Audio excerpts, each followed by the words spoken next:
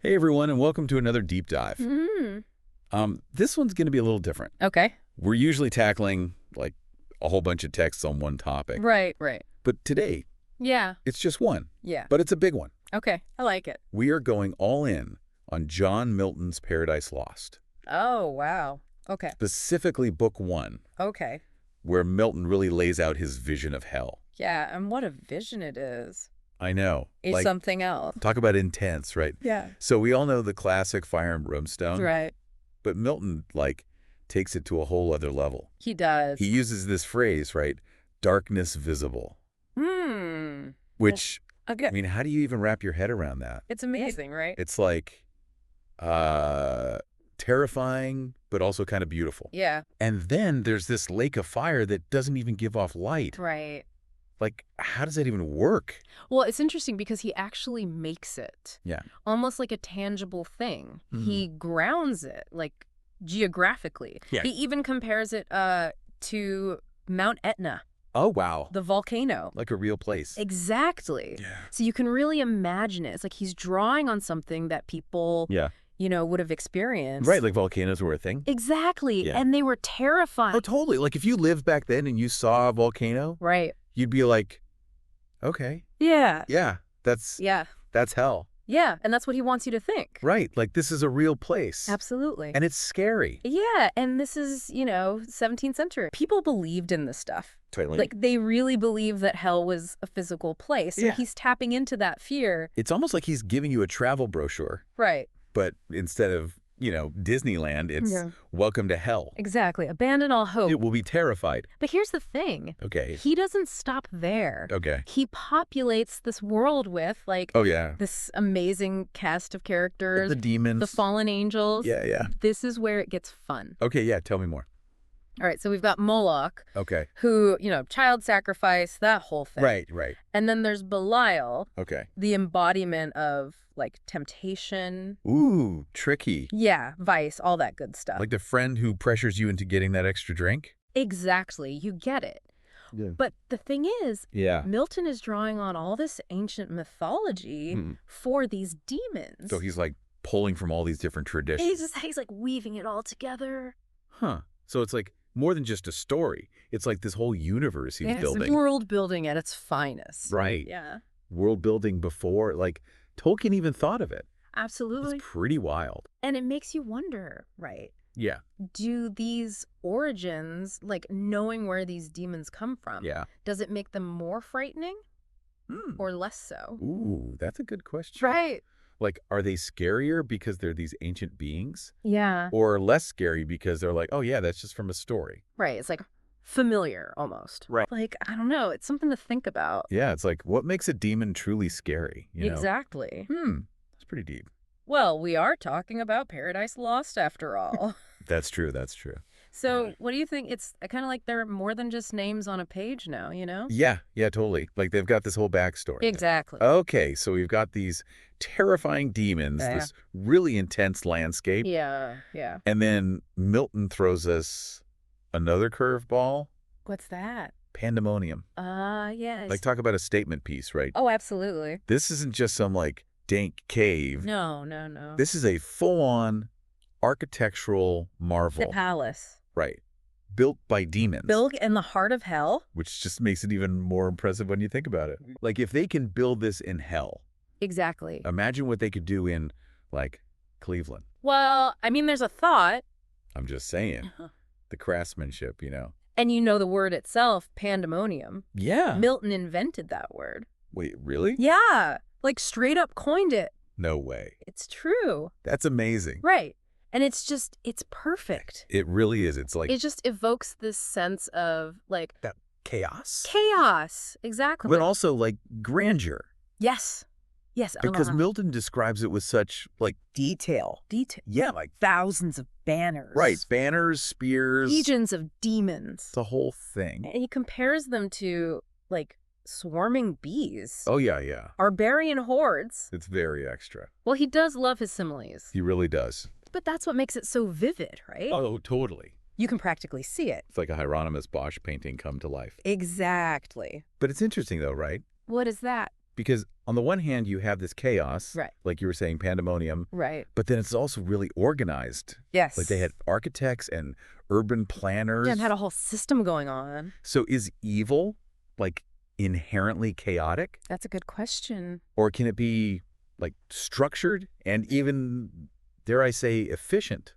Well, I mean, think about it. Okay. Bureaucracy can be pretty evil, right? Oh, touche. And that's very organized. Okay, bad example. But you see my point. I do.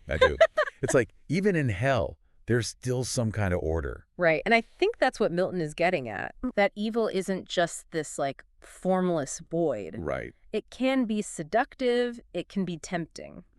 Okay, so then what's the deal with all the demons hanging out in pandemonium? Well, that's where things get really interesting, right? Okay. Because we have this whole cast of characters. Right. We talked about a few of them. We've got Moloch, Belial. Right.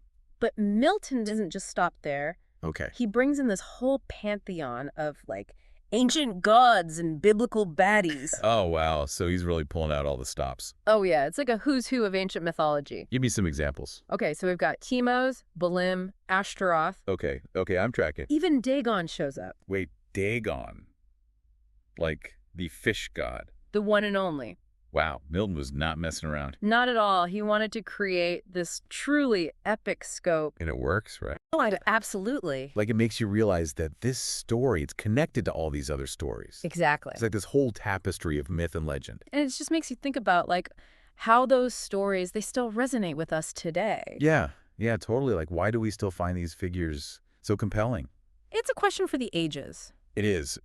But I think part of it is that they represent these primal fears and desires. Right. Like the things that we're still grappling with today. Exactly. Okay, so we've got this epic setting, this cast of thousands, literally. Right.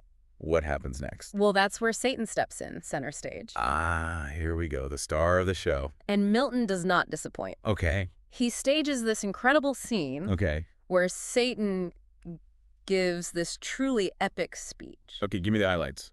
Oh, it's a barn burner. Imagine, like, the fallen angel equivalent of a motivational speaker. Okay, but like a really, really good one. Right? Oh, the best. The kind that can make you run through a wall or, like, storm heaven, you know? Right, because at this point, the demons are, like, not doing so hot. Yeah, they're feeling pretty defeated, right? Cast out, banished, it's a whole thing. Major bummer. Totally. But then Satan steps up, and he's like, okay, team, listen up. I love it. Go on. And he gives this speech that is so powerful, so full of, like, raw emotion. Like, what kind of stuff is he saying? Well, he starts by acknowledging their pain. Okay, so he's, like, validating their feelings. Exactly. He's like, I get it. We lost our home. It sucks. Smart. Get him on your side. Right. But then he's like, but we're not giving up. We're going to make our own destiny. Ooh, that's good. Any lines in particular that stand out? Oh, tons. But this one always gets me. The mind is its own place, and in itself can make a heaven of hell, a hell of heaven. Whoa. Oh, That's like deep, man. Right. It's like he's saying we have the power to choose how we see the world, even if it's hell. So even in the midst of all this darkness, there's still hope. Well, that's up for debate, but that's the genius of Milton. Okay. He makes you question everything. So he's like, yeah, we're in hell, but we could still be awesome. Basically. And then he drops this line, which is like the ultimate power move. Better to reign in hell than serve in heaven. Oh, I've heard that one. That's like the rebels motto, right? Exactly. It's all about autonomy, about choosing freedom, even if it means embracing darkness. Okay, I have chills. So Satan gives this epic speech. Oh, yeah. The demons are fired up, ready for round 2. They're ready to rumble. But then what? Does he, like, lead them on a charge back up to heaven? Not quite. This is where things take an interesting turn. Okay, I'm intrigued. Tell me more.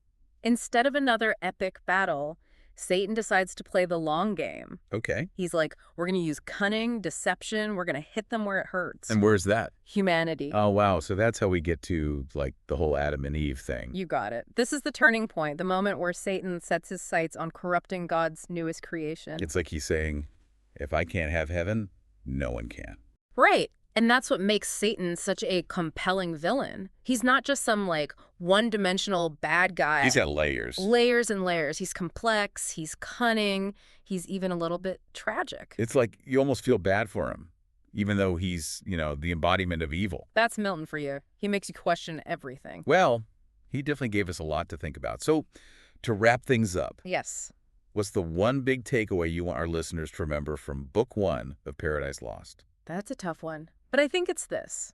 Things are not always what they seem. Okay, expand on that. Well, we see it in the way Milton describes hell, right? It's terrifying, yes, but it's also strangely beautiful, even awe-inspiring. And then there's Satan himself, this charismatic, even sympathetic figure who's ultimately the source of so much suffering.